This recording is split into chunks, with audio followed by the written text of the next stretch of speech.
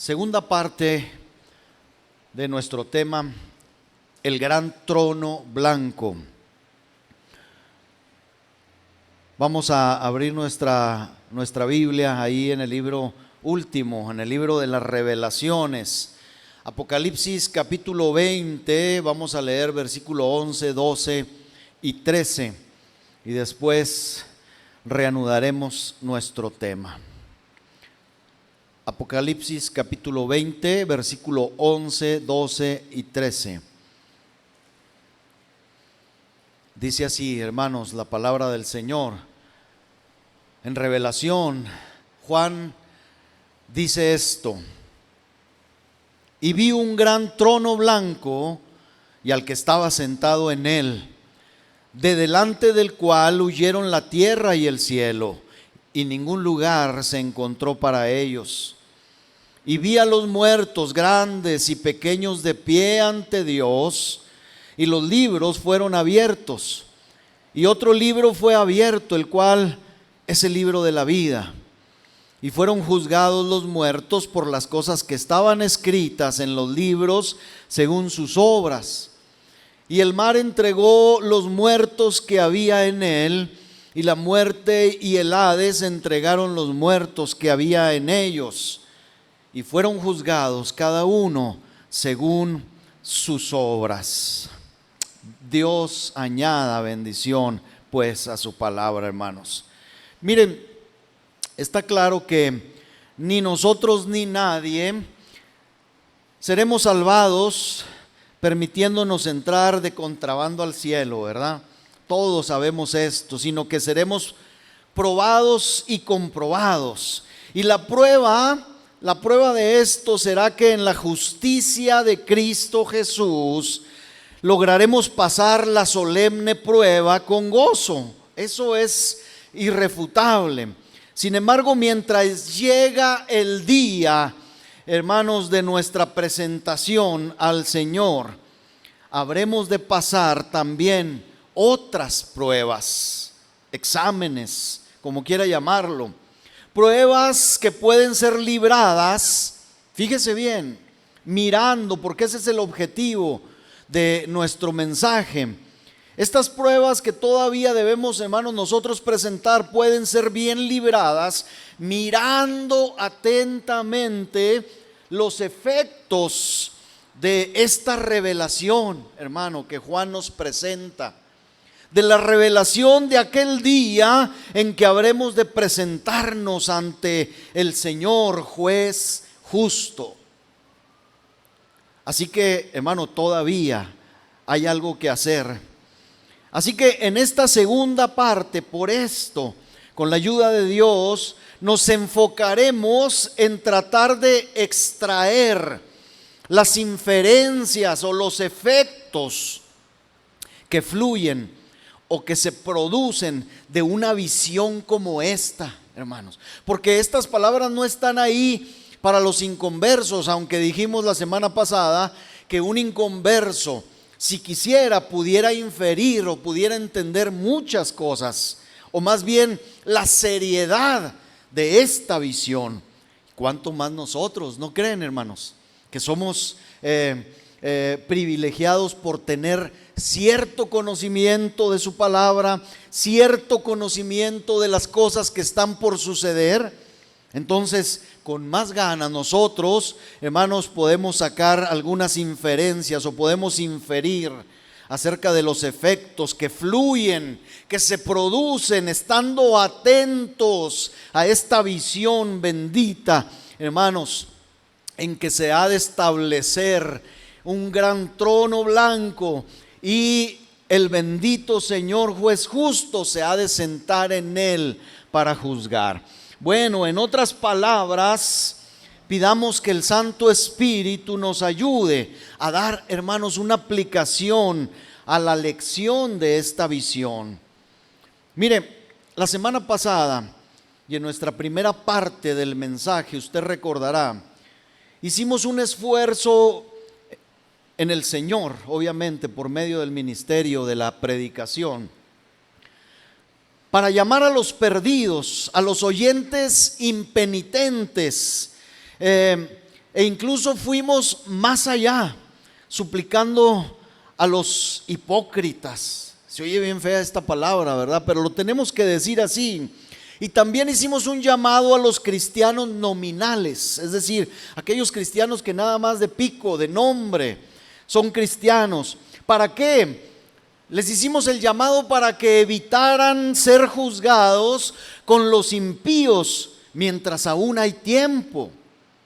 Ese es el propósito del mensaje, porque aún hay tiempo, ¿sí sabe, hermano?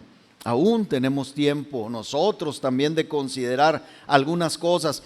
Bueno, ese fue el curso del mensaje la semana pasada, pero ahora quiero dirigirme un poco más a nosotros, hermanos, creyentes en Cristo, y que Dios me ayude a decirles o a darles una palabra a su oído, a su corazón, y ahí me incluyo yo mismo, hermano. Si es que estuvimos atentos al mensaje pasado y al texto que hoy nuevamente hacemos referencia. Para esto es necesario que nos hagamos nuevamente la misma pregunta, hermanos. La pregunta es: ¿podemos ver el gran trono blanco y al que está sentado en él? Podemos verlo, hermano. Consideramos esta semana, aunque sea una o dos veces, qué hay o qué va a suceder en ese gran trono blanco y qué es lo que va a hacer y quién es el que se sienta o se ha de sentar en él. Meditamos, hermano, en ello. Si la respuesta es afirmativa, si decimos dentro de nuestro corazón: me parece que pude vislumbrar un poco el destello de la blancura de ese gran trono, me parece que pude ver un poquito la santidad del que se sienta en él, me parece que ahora veo el trono destellante, y veo claramente también a su ocupante con ojos de fuego, porque así dice otra porción de la escritura, y una espada aguda saliendo de su boca. Entonces, hermanos, si así ha sido y si así es, yo digo y creo que debemos ya estarnos probando a nosotros mismos. Porque nadie puede ver, hermano, o alcanzar a vislumbrar, como ya dije, un poquito de eso que va a suceder con seguridad y permanecer, hermano, sin decir: pues qué suave, qué bien que esto sucederá. No lo creo, hermanos, que una consideración de esto nos lleve a permanecer estáticos, apáticos. Dios nos libre si así es. Pero si así es también, bueno, espero que esta mañana lo que diga a continuación sea sumamente, todavía más serio de lo que dijimos la semana pasada. He de aclarar que, hermano, nada, óigalo bien otra vez, he hecho esto en varias ocasiones. Nada de lo que aquí, hermano, yo vengo a traerles, y menos ahora que tomé sermón prestado, hermano, lleva dedicatoria personal. Es decir, yo no hago un sermón nunca, hermano, pensando en algunos de ustedes, diciendo: voy a predicar de esto porque se me hace que la hermana Liz anda mal ahí con algunas cosas, ¿verdad? No trata bien a su esposo, voy a tirarle unas piedras desde el púlpito. No, hermano, no es mi intención y nunca será, y Dios me libre de estas cosas. Le digo, menos ahora. Yo como ministro, hermanos, estoy convencido que no puedo imponer nada en sus corazones, aunque yo crea que algo es verdad.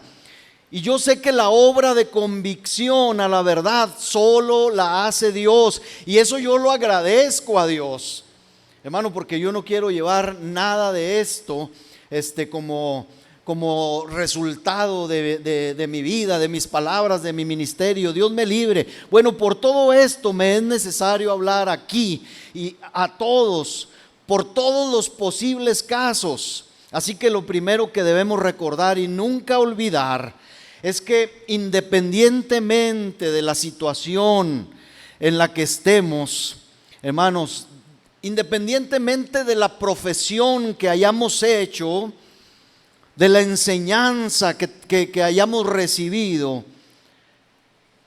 es decir, si creo que ya soy salvo, fíjese bien, Y creo de verdad, no por haber recibido una enseñanza solamente de parte de alguien, sino que indagué y escudriñé las Escrituras y me convenció el Santo Espíritu de que soy del Señor, de que le pertenece mi corazón a Él. Si ese es nuestro caso, hermano, y si digo yo sé y creo que no he de pasar por el juicio del gran trono blanco, sino que estaré en otro tipo ante otro tipo de tribunal, que es el tribunal de Cristo. No hemos abordado ese tema, pero hermano, hay una enseñanza que dice así. Yo sí creo personalmente, hermano, que los creyentes verdaderos hemos de ser, estar presentes, o no vamos a ser juzgados realmente como son juzgados los impíos, porque en Cristo tenemos una justificación,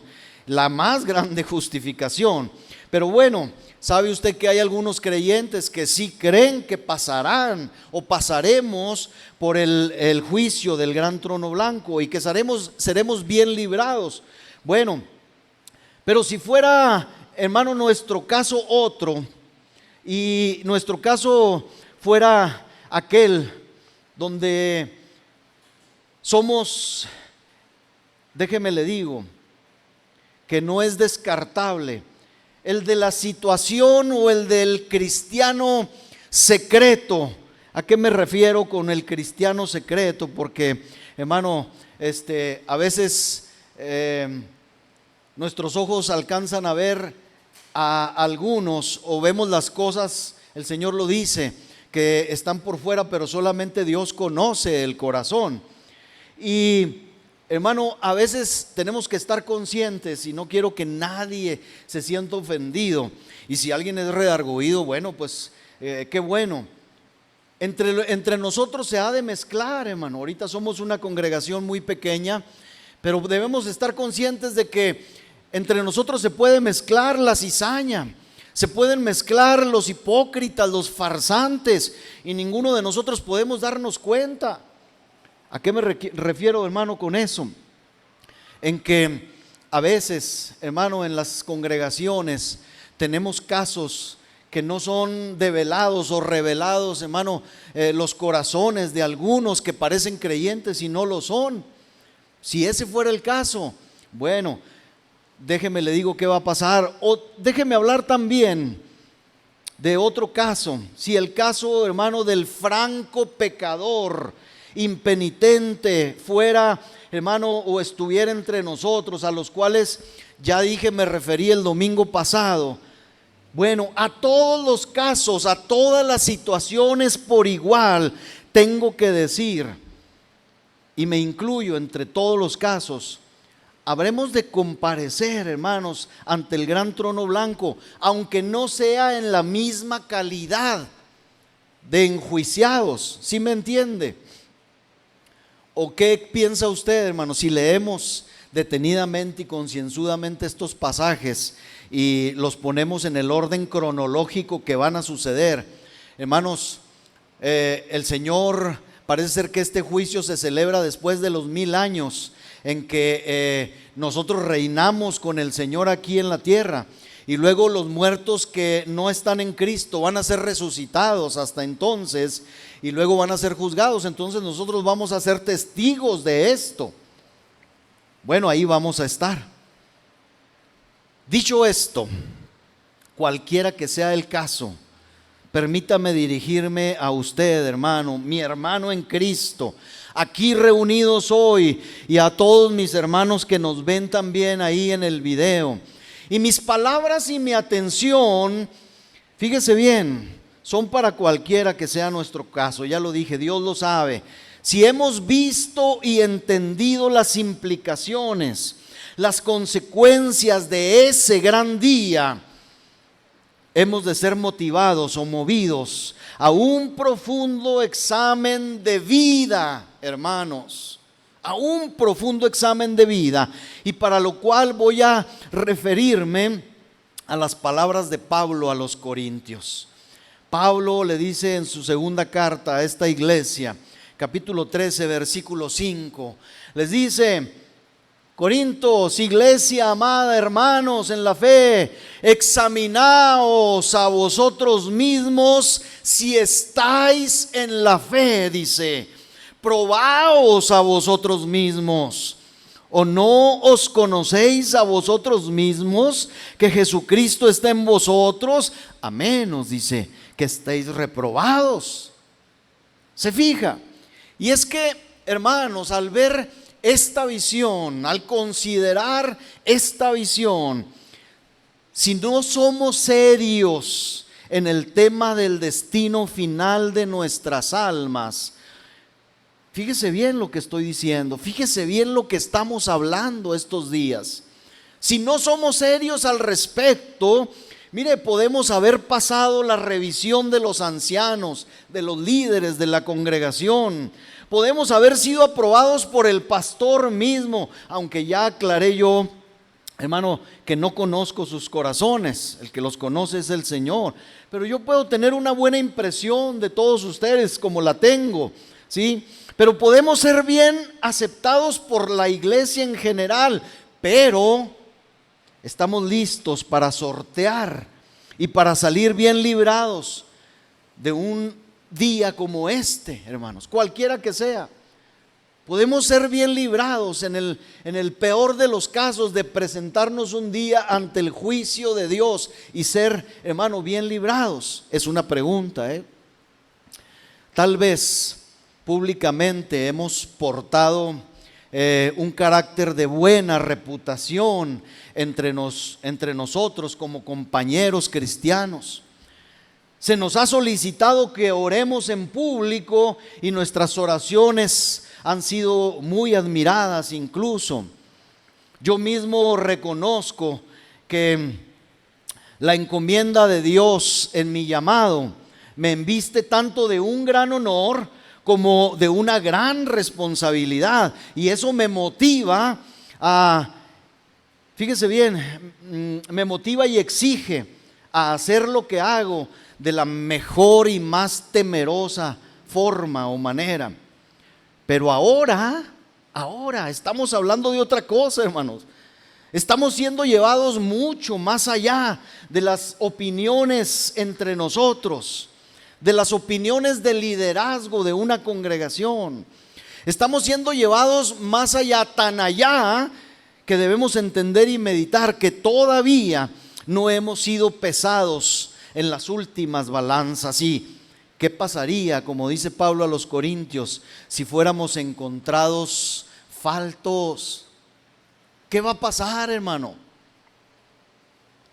Bueno, hermano cristiano, hermano amado en la fe, todos, reconozco que hay mensajes congregacionales con destinatarios generales, mensajes donde en la reunión de todos los fieles, usted puede no estar de acuerdo, ¿verdad?, con el mensaje, y nadie se va a dar cuenta que usted no está de acuerdo con el mensaje, pasará desapercibido.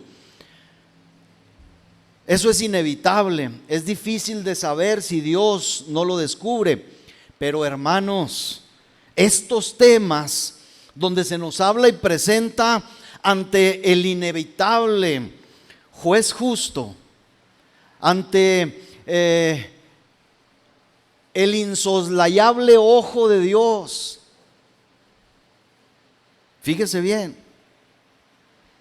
Entonces, esto hace necesario que nos cuestionemos algunas cosas referente a nuestra vida y profesión cristiana. Hermano, no voy a hablar de cosas extrañas, de cosas tan espirituales que batallemos para comprender. No, hermano. Voy a hablar de cosas, hermano, que son parte de nuestra profesión y que parecieran comunes, que parecieran palomeadas por nuestro engañoso corazón, pero no por el que está sentado en el trono. Así que empezaré, hermano, sin más rodeos, preguntándome y preguntándole. Inciso A, ¿qué quiero preguntarme? ¿Qué quiero preguntarle? Hermano, ¿qué hay con nuestras oraciones privadas, hermano? ¿Qué hay con nuestras oraciones privadas?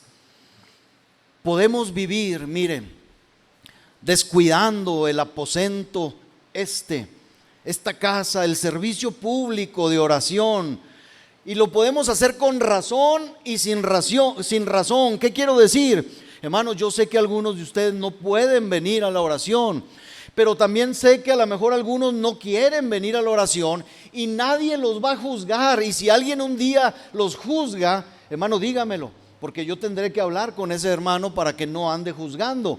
Hermano, porque estas cosas, si Dios no las hace, hermano, nosotros no tenemos por qué meternos en las vidas. Yo sé que hay pastores que lo hacen. Hay pastores que se meten hasta la cocina de los creyentes. Hermano, yo evito a toda costa hacer eso. Pero, hermano, déjeme le digo, estoy hablando, a lo que quiero referirme es que la visión de este gran trono y de su juez debe llevarnos a meditar cómo es mi vida privada en oración. ¿Cómo es mi vida privada en oración? Con el que ahora es mi Salvador, ¿sí? Pero que un día puede ser mi juez. Para los que creemos que este juicio no es para los creyentes, sino que nosotros hemos de comparecer, como ya dijimos, ante otro tribunal y bajo otras circunstancias. Yo le pregunto ahora, nos hemos puesto a pensar que aún así nuestras oraciones son tomadas en cuenta por el Señor. Hay cantidad de pasajes, hermanos, y que por causa del tiempo no podemos abordar. Pero voy a tratar y voy a poner algunos ejemplos que más nos gustan a nosotros cuando se habla de la oración. ¿Cuántos de nosotros, hermanos, no nos encanta oír, inclusive decir, que las oraciones nuestras, las oraciones de los santos, son como incienso que sube delante de la presencia de Dios? Qué hermoso, qué poético se oye, ¿verdad? ¿Lo ha leído? ¿O nomás lo ha oído de oídas y usted lo repite? No, sí está en la palabra. El Salmo 141, versículo 2, dice el salmista: suba mi oración, dice, delante de ti como el incienso, el don de mis manos como la ofrenda de la tarde. Qué bonito, ¿verdad? Se oye. Suba mi oración, Dios mío, delante de ti como si fuera incienso, es decir, que mis oraciones sean agradables delante de ti.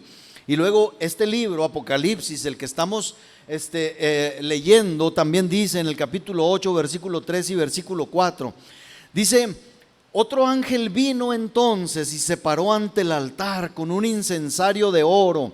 Y luego dice: se le dio mucho incienso para añadirlo ¿a qué? A las oraciones de todos los santos sobre el altar de oro que estaba delante del trono. Se menciona un trono. Versículo 4: y de la mano del ángel subió a la presencia de Dios el humo del incienso. Y luego vuelve a hacer referencia con las oraciones de los santos. Y usted dice: qué hermoso, qué bonito, ¿verdad? Las oraciones están siendo tomadas en cuenta y suben delante de Dios. Quiero hacer hincapié, no son incienso, hermanos, son como el incienso, se juntan con incienso para que suban delante de Dios. Ahora, el significado de todo este simbolismo aquí, hermano, porque tiene un significado todo esto, no es solamente decir: qué suave que nuestras oraciones son tomadas en cuenta. Esto se resuelve. ¿Por qué se dice esto aquí? El simbolismo o el significado del simbolismo de estos versículos se resuelve, como siempre, hermanos, leyendo todo el contexto. Entonces, primero, fíjese bien, el versículo primero de este capítulo nos revela que lo que está a punto de suceder es algo muy serio, hermanos. Es algo tan serio que provoca un silencio total. Fíjese bien, un silencio que anticipa o antecede lo que está a punto de suceder. El versículo 1 dice: cuando abrió el séptimo sello, se hizo silencio en el cielo como por media hora. ¿Usted ha estado en alguna reunión, hermano, donde se guarde un silencio total por media hora? Yo no sé. A veces decimos, vamos a guardar un minuto de silencio por fulanito de tal, que ha partido, que ha muerto, si es una persona importante. Y hermano, por ahí se oyen algunos golpes, algunos celulares prendidos, se oye hablar a alguien, no hay silencio, no hay respeto. Pero aquí la escritura dice que se hizo silencio por media hora. Qué raro, ¿por qué será, hermano? Cuando el séptimo sello, abrió el séptimo sello, se hizo silencio en el cielo como por media hora. Este silencio es por causa de la gravedad de las cosas que están a punto de manifestarse. Escuche. Segunda cosa que tenemos que observar. Después del silencio se da entrada a 7 trompeteros angélicos, es decir, a 7 ángeles con trompeta. Versículo 2 dice: vi a los 7 ángeles que estaban en pie ante Dios y se les dieron 7 trompetas. Otra vez, hermano, no sé qué signifique para usted una trompeta o la voz, el sonido de una trompeta, pero las trompetas, hermano, siempre en la escritura son, hermano, se usan para llamar la atención de los que oyen el sonido de la trompeta. Y aquí se está sonando trompeta, hermano, para llamar la atención de aquellos que serán testigos de lo que viene a continuación.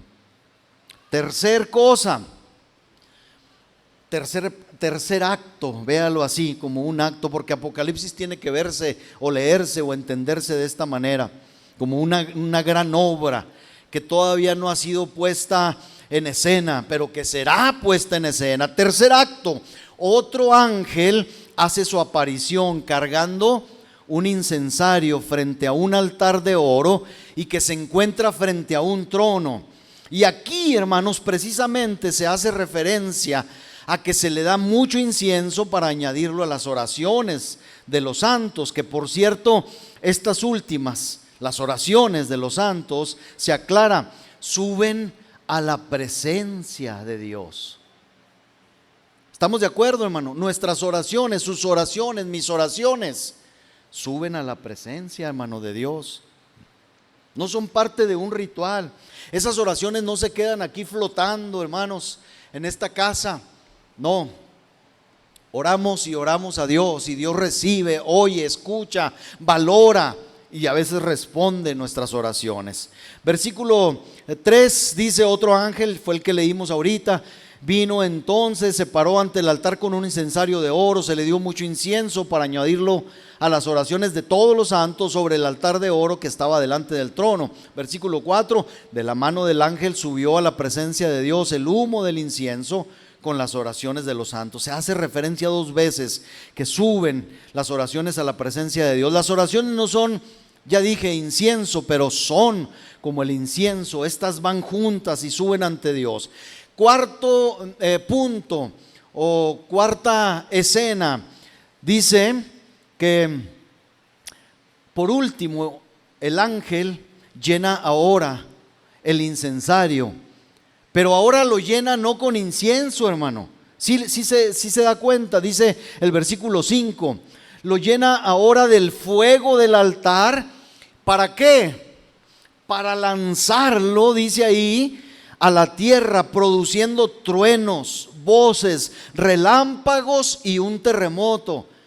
Sigue pensando que es muy romántico esta escena. Ay, qué bonito, ¿verdad? Qué especial. Hermano, esto es terrorífico. Lo que está a punto de suceder, hermano, es terrorífico. Óigalo bien. Estas palabras nos muestran un panorama no grato, sino terrorífico. Y sin entrar, fíjese bien, en una exégesis explicativa y sin caer tampoco en una espiritualización especulativa, todo este panorama se explica en que en el momento mencionado, la expectación de la iglesia, escuche, porque la iglesia está conformada por los santos. La expectación de la iglesia con respecto a estos acontecimientos que estarán a punto de ocurrir, ¿qué va a hacer en la iglesia? Va a conducir natural, obvia, lógicamente a mucha oración, hermanos. A mucha oración. No es necesario intentar verificar esto que le estoy diciendo mediante hechos históricos distintos, porque nadie puede dudar de que en tiempos de calamidad tan inminentes la iglesia estaría fervientemente dedicada a la devota oración. ¿Sí o no, hermano? Así ha sido siempre, ¿verdad?, el caso en tiempos de peligro. Y siempre se puede asumir que es cierto que cuando amenaza un peligro, ya sea para la iglesia en general o para un cristiano individual, se recurrirá al trono de la gracia. Pero cuando hay tiempos de bonanza y de felicidad, pues no recurrimos tanto, ¿verdad?, al trono de la gracia. Hermanos, lo que sí podemos decir en resumen es que nos gusta mucho leer que las oraciones son como el incienso que sube delante de la presencia de Dios. Pero ahora viene la pregunta: ¿qué tanto incienso estamos aportando? ¿Qué tanto incienso estamos aportando a la presencia de Dios? Ahora, si las cosas que pasan a diario y que denotan tiempos difíciles y tiempos finales no nos mueven a orar, entonces, ¿qué nos moverá a orar, hermanos? Mateo 24:32 dice el Señor, el que será el juez: de la higuera aprendan, dice la parábola, cuando la rama está tierna y brotan las hojas, sabéis que el verano está cerca. El Señor era, ¿cómo le llamarán? Era buen agrónomo.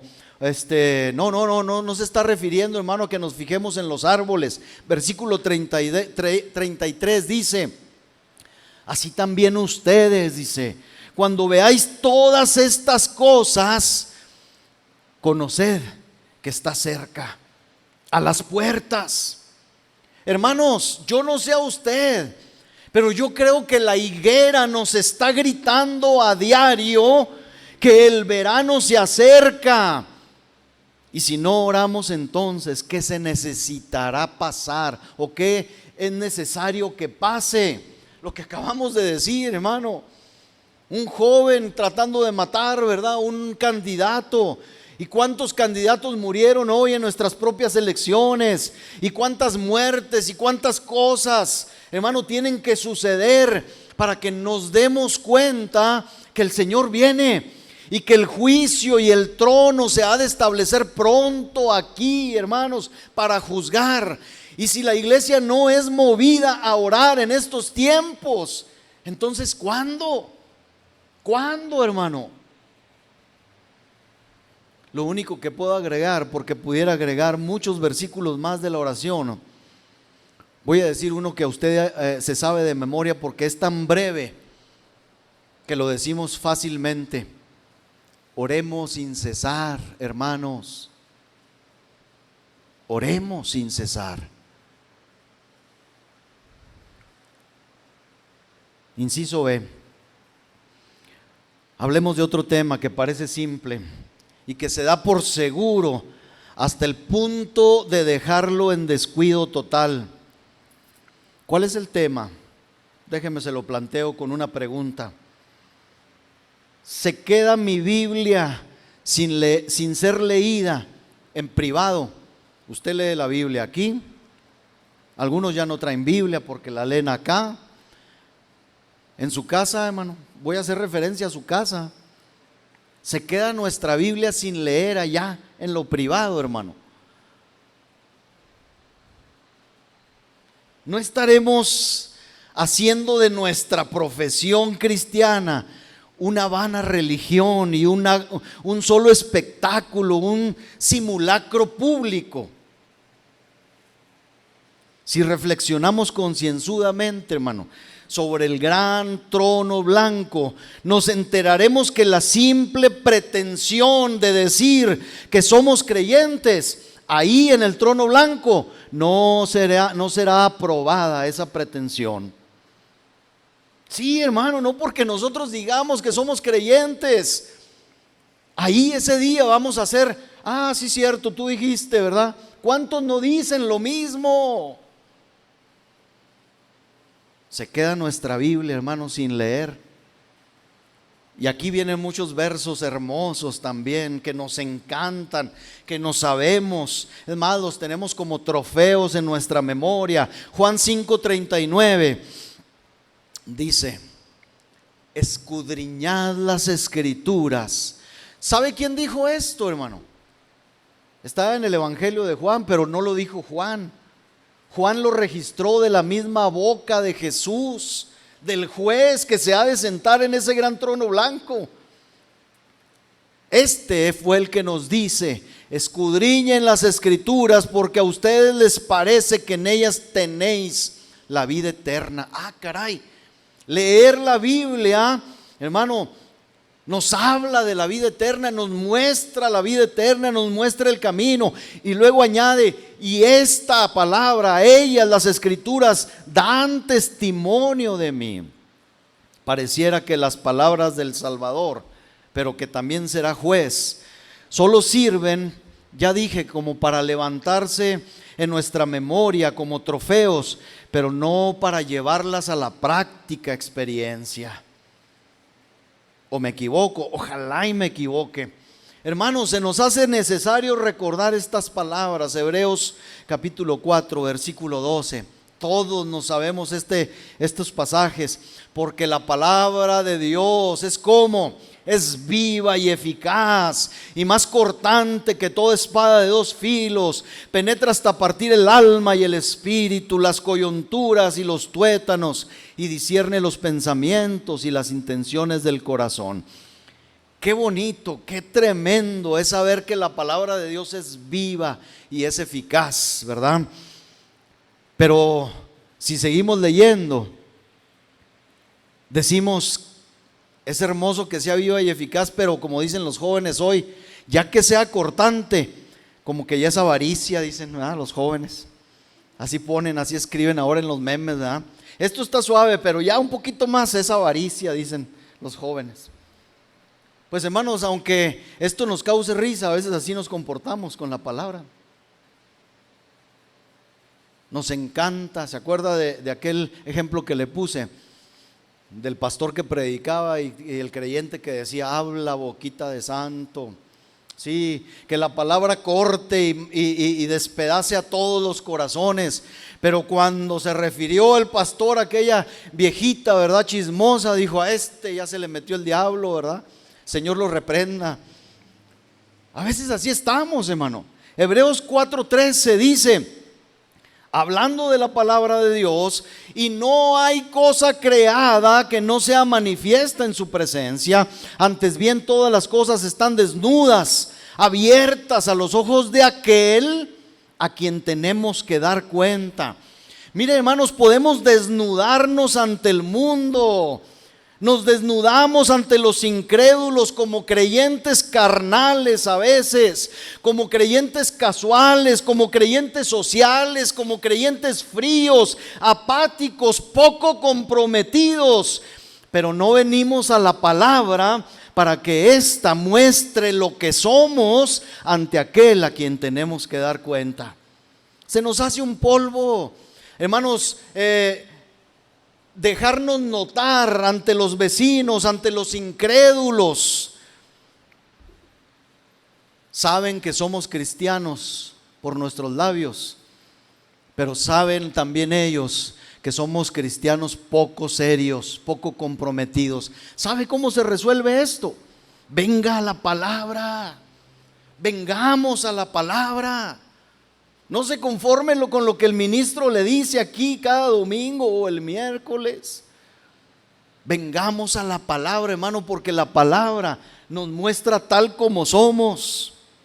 Nos muestra tal como somos y nos dice que vamos a tener que dar cuenta. otro pasaje hermoso. La segunda carta que el apóstol Pablo le escribe a Timoteo, capítulo 3, versículo 16. Esta palabra hermosa dice: toda la escritura es inspirada por Dios. Qué bonito, ¿verdad? Toda. Qué confianza siento yo cuando tomo este libro y lo leo y digo: no hay error aquí, no hay equivocación. Toda esta palabra proviene de un Dios que me habla, que me ama, que me quiere guiar a través de ella.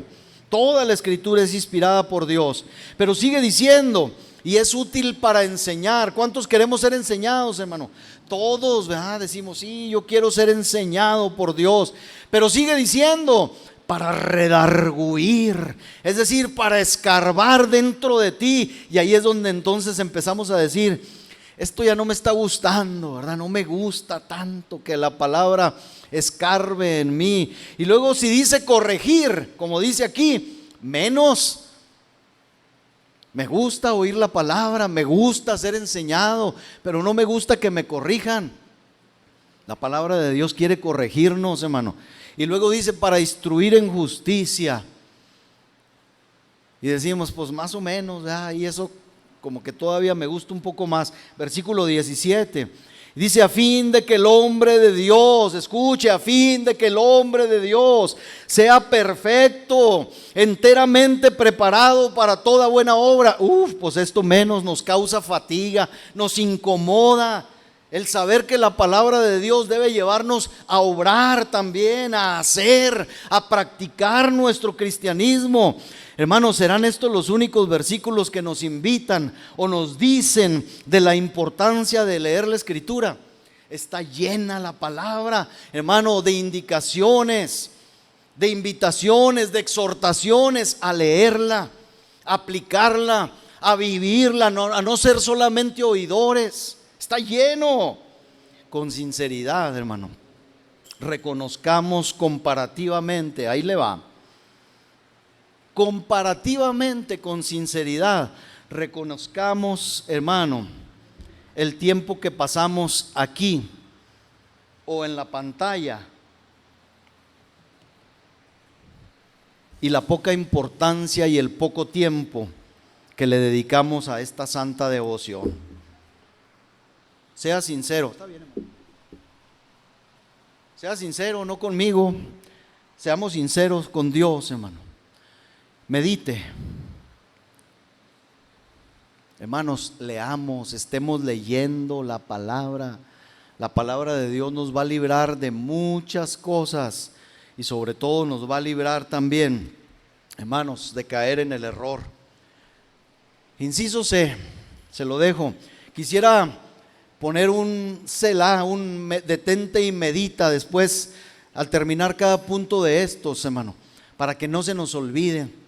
Para tener tiempo de decir: Señor, a ver si es cierto, ¿cuánto tiempo le estoy dedicando a leer la palabra diariamente? ¿Y cuánto tiempo dedico a estar viendo cosas aquí, aunque sean interesantes? A lo mejor usted se pudo haber convertido en un chef extraordinario, viendo recetas todo el día, ¿verdad? Pues está bien.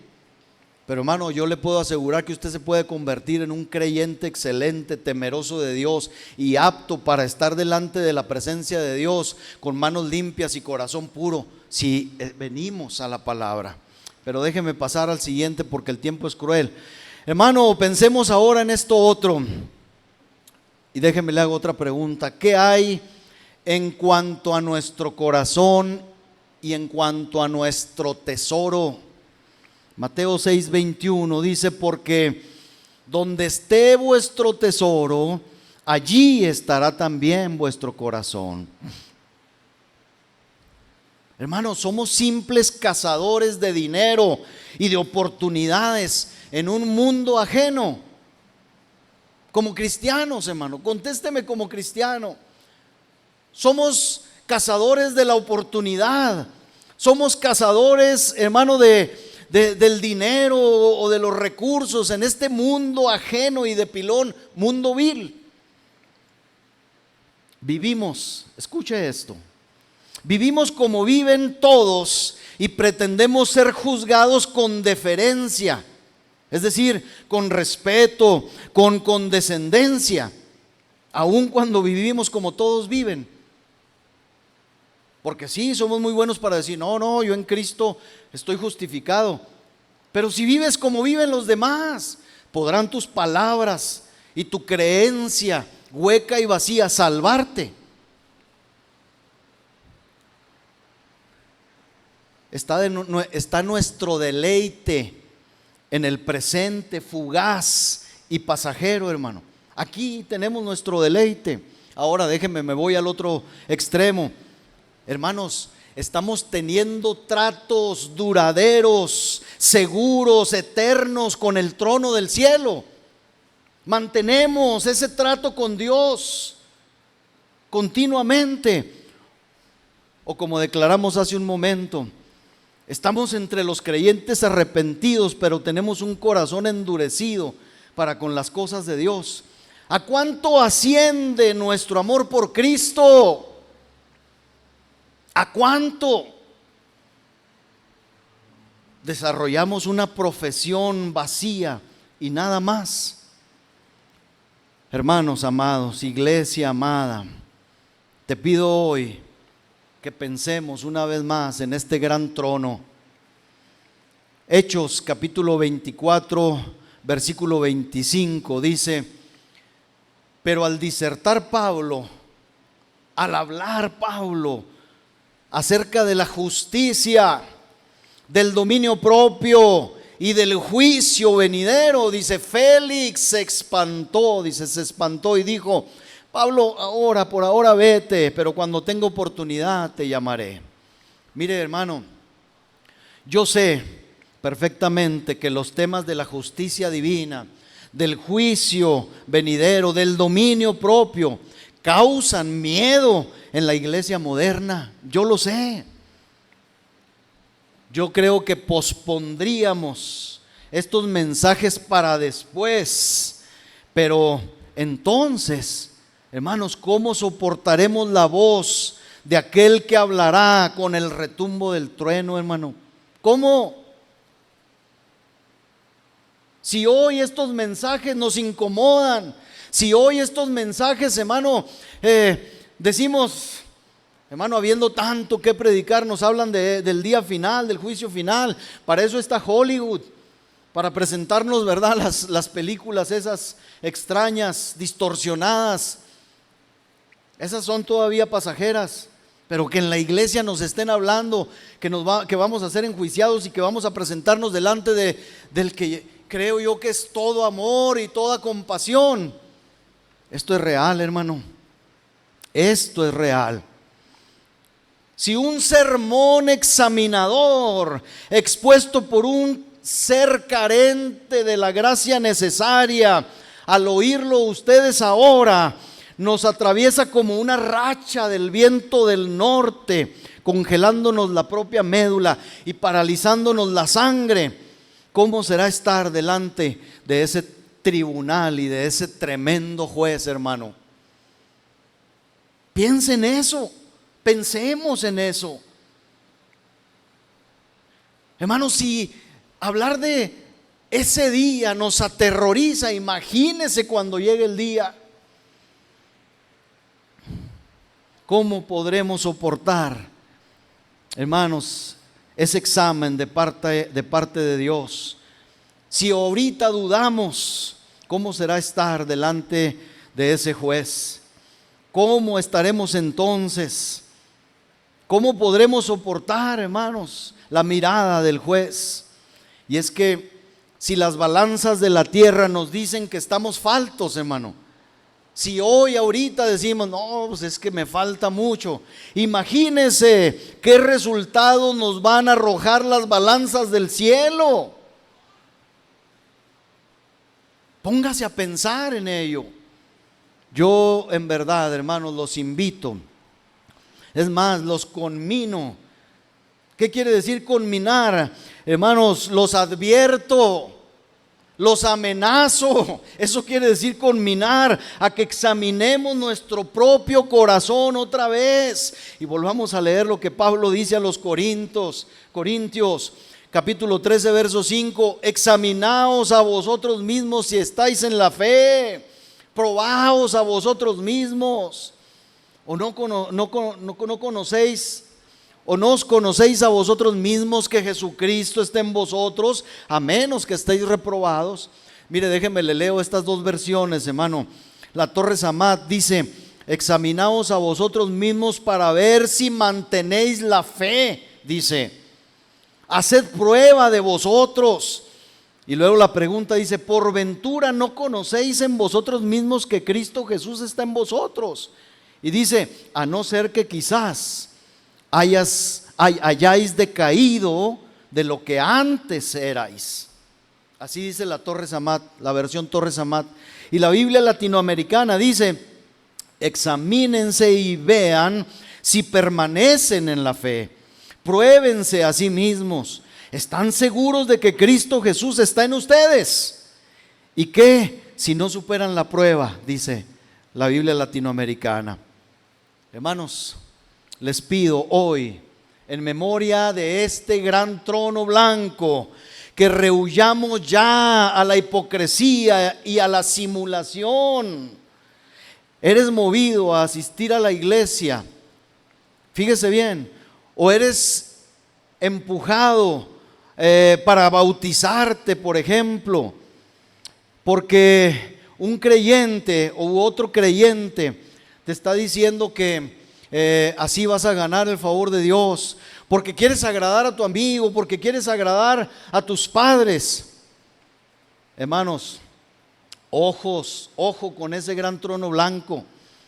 Consideremos cómo se verán nuestras simulaciones insultantes ante Dios en aquel gran día. ¿Se imagina? ¿Se imagina? Y yo ahora hablo a los amigos que nos oyen por el video. ¿Algún cristiano te ha persuadido a ponerte el manto de la religión porque él te ha dicho que te va a ayudar a tu negocio o te hará parecer respetable? Déjame te digo, ojo, eso se llama hipocresía. Eso se llama hipocresía. Y hoy te digo que de todos los terrores que provienen de ese trono, no habrá otro más severo que aquellos que se manifiestan como meros profesantes y no verdaderos y sinceros profesantes.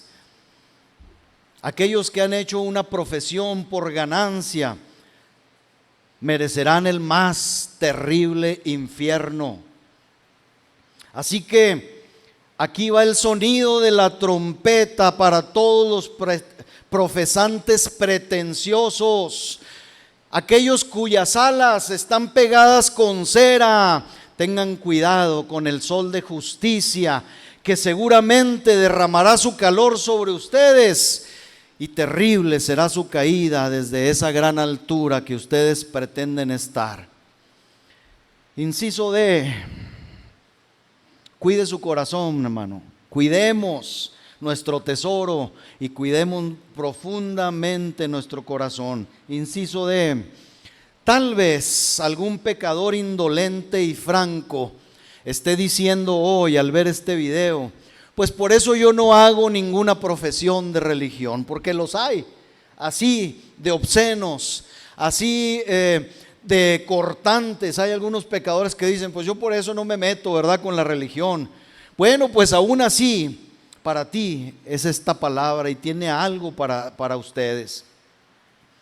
Yo quiero que piensen en lo que pasará con aquella noche de sucio pecado en el que te viste inmiscuido.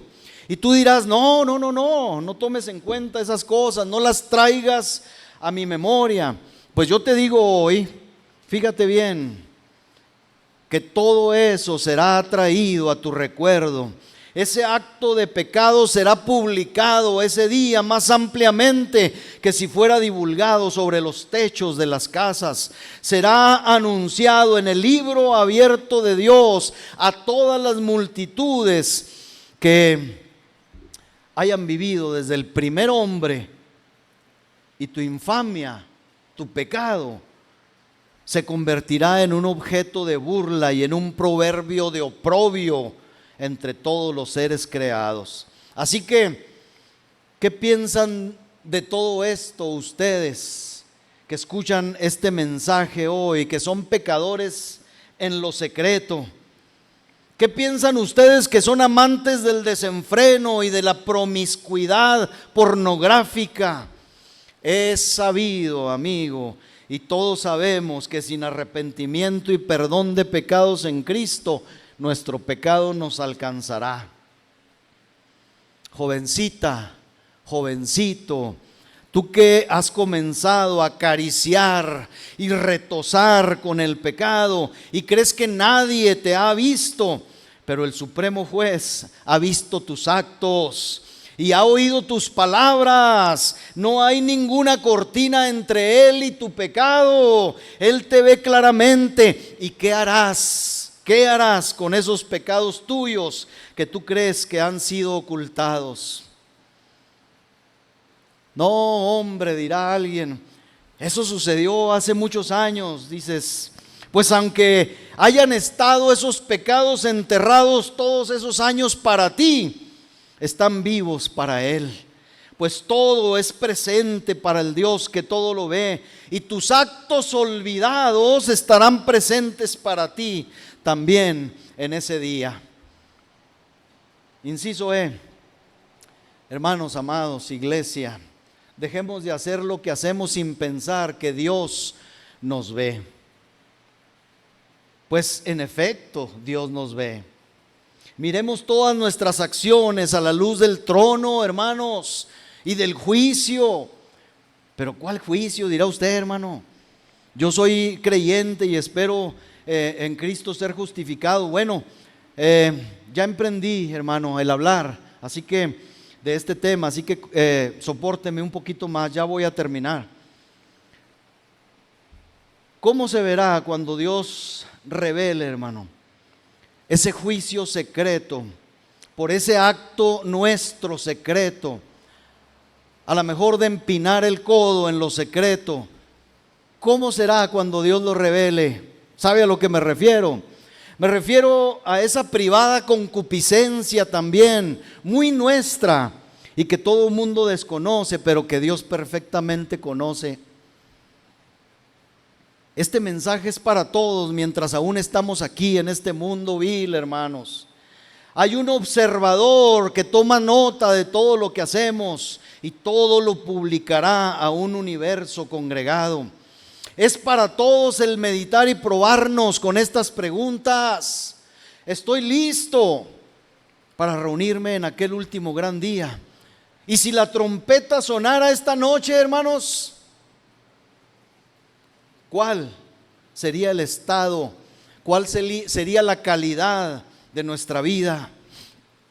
¿Cuántos en realidad en ese día podrán decir, y no por la buena memoria, como ya dijimos, de nuestra mente, cuántos podremos decir realmente, no temo al juicio, ninguna condenación hay para los que están en Cristo Jesús?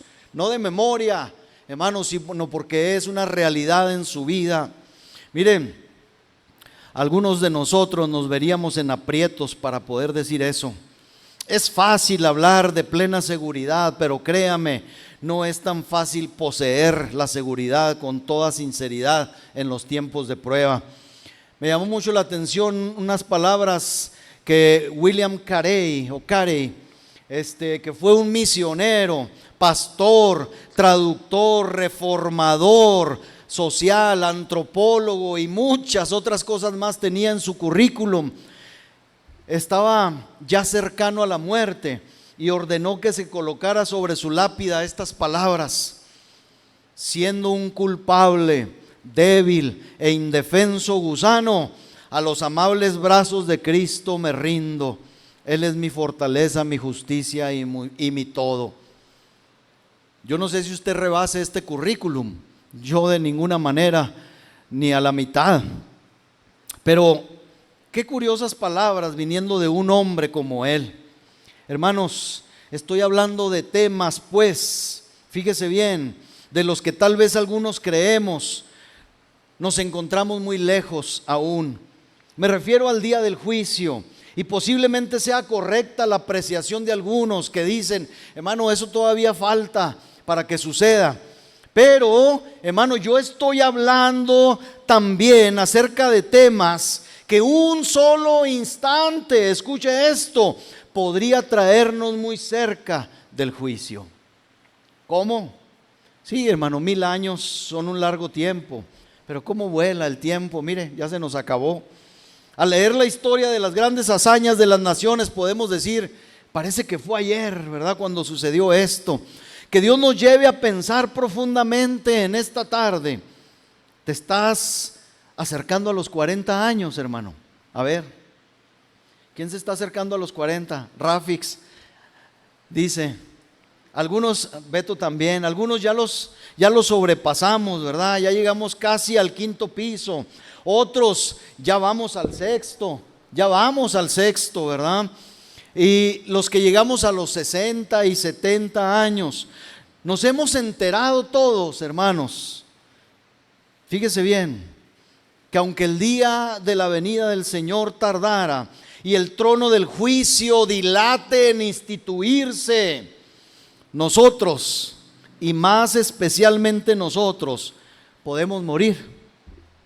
Yo siempre le digo a mi esposa, cuando papá y mamá mueren, seguimos, lógicamente, en la lógica del tiempo y de la vida humana, seguimos nosotros, hermano. Estamos conscientes de eso. Entonces, hermano, el día del juicio puede tardar 200, 300 años, pero algo determinante puede suceder, hermano, en nosotros si morimos hoy, si morimos mañana. Y entonces, ¿qué oportunidad tendremos, hermanos? Si hemos pasado los 50 años ya, con plena seguridad te digo, hermano, a mí ya se me fueron más de 50 y yo sé que ya se me fue más de la mitad de mi vida. ¿Sí o no? Si soy tan suertudo como para vivir los años que mi suegro tiene, pues casi, ¿verdad? No, ya se me fue la mitad de mi vida, de todos modos. Pero esos son casos muy excepcionales. El tiempo se ha ido y se sigue yendo. A mí me parece, hermano, yo no sé a usted, pero a mí me parece que predico un sermón este domingo cuando ya es tiempo de prepararse para el siguiente mensaje. ¿A usted no le pasa? ¿O soy de otro planeta yo? ¿No le pasa? A todos nos pasa, el tiempo vuela con tales, fíjese bien, con tales giros que ningún jet supersónico podría darle alcance al tiempo, e incluso el destello de un rayo se queda atrás cuando el tiempo pasa, cuando el tiempo vuela. Pronto estaremos ante el Señor, o estaremos ante el tribunal de Cristo, o ante el gran trono blanco. Debemos prepararnos para ello. No vivamos tanto en este presente, hermanos, que no es sino un sueño, un espectáculo vacío. Vivamos en el futuro real y sustancial, hermanos. Y lo que voy a decir a continuación parecieran ser como un ave de mal agüero, pero no menos ciertas. Si yo les dijera que debiéramos de considerar que tal vez estoy hablando aquí, o algunos de los oyentes por el video, que ya no van a recibir otra advertencia. Hay personas que mueren de un domingo a otro. ¿Sí sabía eso? No solamente de un domingo a otro, de un día a otro, de unas horas a otras, de un minuto a otro. Esto no podemos ignorarlo, ni podemos como cristianos seguir viviendo así. Debemos considerar, hermanos, estas cosas. Hay personas, hermano, que no pasarán. Por lo tanto, hermanos, oyentes todos, ponderemos, es decir, pesemos, examinemos muy bien las palabras de nuestro texto y pidámosle a Dios poder contemplar más claramente esta visión. Yo no sé, hermano, pero si pudiéramos, si pudiéramos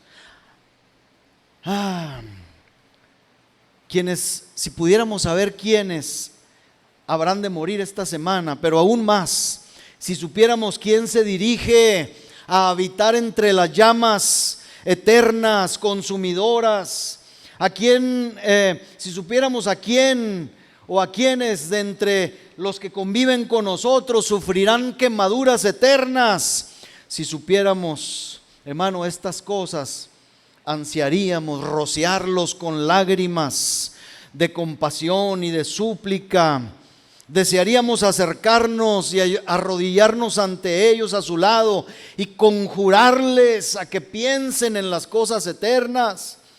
Pues hermano, el Señor nos está hablando a nosotros, nos está instando para que nosotros pensemos en las cosas eternas. Pero yo sé que un ministro predicador no puede conocerles, hermanos, y por tanto ahora solo les imploro por el Dios vivo que acudamos presurosamente a Jesús por medio de la fe y no nos movamos de ahí. Si para algún oyente en esta tarde le parecen temas y palabras frívolas, pueden proseguir su camino si quieren, pueden reírse de mí, de mi mensaje si quieren, pero si estas palabras son reales y verdaderas, mi deber es ser sincero. Y más les vale, les incumbe a ustedes oyentes esforzarse en poner en marcha esto. Amós, el profeta, dice: prepárate para venir al encuentro de tu Dios. Prepárate para venir al encuentro de tu Dios. Concluyo. Él viene, hermanos. Estemos preparados ahora. Pablo a los Corintios dice, segunda carta, capítulo 6, versículo 1 y 2. Así pues, nosotros como colaboradores suyos, os exhortamos también a que no recibáis en vano la gracia de Dios, porque dice, versículo 2, en tiempo aceptable te he oído y en el día de salvación te he socorrido. Las puertas de la misericordia no están cerradas. Si el pecado no es imperdonable, corre al Señor. Todavía podemos encontrar misericordia. Cristo nos invita. Sus gotas de sangre claman todavía por las almas impenitentes. Ven y sé bienvenido, pecador. Ven, que el Espíritu Santo inyecte, hermanos, vida a estas pobres palabras mías y que el Señor ayude a muchos a venir ahora. El camino para venir, nosotros lo sabemos, hermanos, es Cristo. Todo está hecho en Cristo. Arrójense a Él, no teniendo a nadie más en quien confiar. Se puede, hermano, aferrar uno a la cruz y quedarnos allí bajo la sombra carmesí de la expiación. Y cuando estemos ahí sabemos que el propio Dios no puede herirnos. Y el último día tremendo nacerá sobre nosotros con esplendor y deleite. Y no con tenebrosidad y terror, ¿verdad? Como a veces sentimos. Ya nos vamos, hermano, tenemos que irnos. Pero no antes de que pueda hacer un llamado e invitación a todos los que se han apartado de la sombra de la cruz. Con esto voy a terminar. Aquellos que desistieron en su camino hacia el cielo, y el llamado es para que regresen al Señor Jesús. Regresa, viajero errante, a tu hogar. Tu Padre te llama. No vagues más ahora en el exilio, en culpa y en miseria. Regresa, viajero errante, a tu hogar. Quien te llama es Jesús. Huye en busca de refugio. Regresa, viajero errante, a tu hogar, porque demorarse es locura. Regresa, viajero errante, porque no hay perdones en la tumba. y el día de la misericordia ya es breve. El espíritu y la esposa dicen, ven. Sí, hermano, podemos decir ven, o le decimos, Señor, espérate tantito. Póngase de pie, hermano.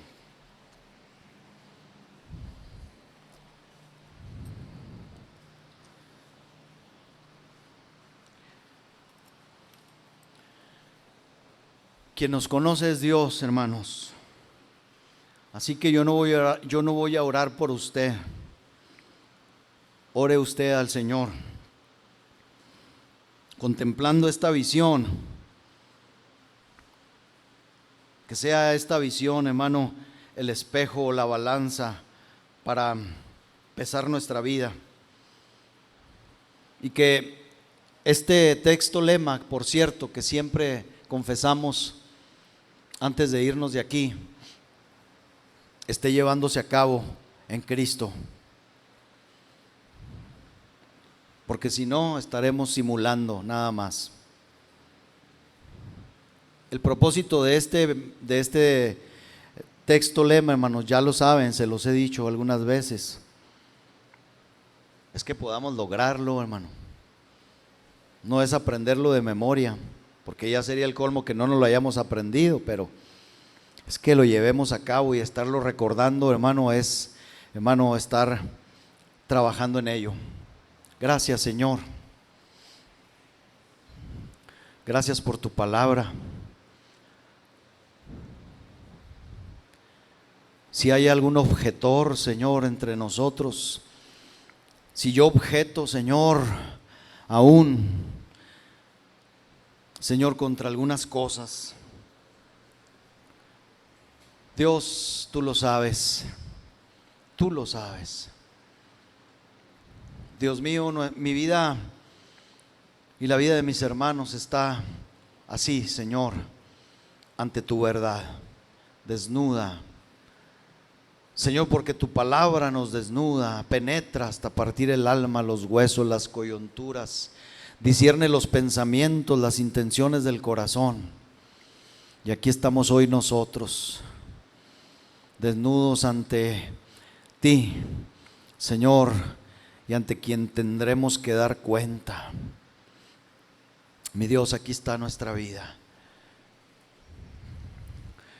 Endereza, haz el milagro, Señor, y endereza nuestra cerviz para poder mirar hacia el cielo, hacia donde está Cristo sentado, como está escrito, y que de ahí, Señor, no quitemos nuestra mirada, fijando nuestra mirada, Señor, en ti, caminemos por este mundo, Señor, no siendo distraídos por nada ni por nadie, Señor, porque entonces Dios, estaremos listos y preparados como peregrinos y extranjeros solamente en este mundo,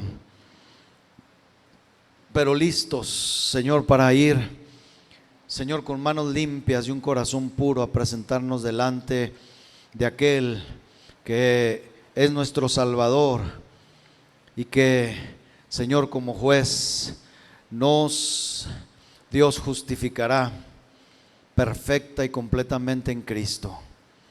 Señor, que podamos tomar toda decisión aquí y ahora, Señor, antes de que las puertas de la misericordia se cierren, antes, Señor, de que el sepulcro abra su boca, Señor, y nos llame. Dios, prepara nuestra vida, capacítanos, prepáranos, límpianos ahora, purifícanos. Señor, haz en nosotros, Señor, lo que has de hacer para que seamos completamente enteros, perfectos, capacitados también para toda buena obra en Cristo Jesús. Gracias. Muchas gracias, Dios.